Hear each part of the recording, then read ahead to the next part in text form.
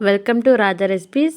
ఈరోజు వీడియోలో చిలకడ దుంప పాయసం ఎలా తయారు చేసుకోవాలో చూద్దాం. అరకేజీ చిలకడ దుంపలను ఉడికించుకోవాలి. చిక్కటి పాలు, 150 గ్రాముల పంచదార, ఉడికించిన చిలకడ దుంపలు, కిస్మిస్, జీడిపప్పు, యాలకులు, నెయ్యి. ముందుగా ఉడికించిన చిలకడ దుంపలను ఇలా మెత్తగా చేసుకోవాలి, పొడి పొడిగా చేసుకోవాలి.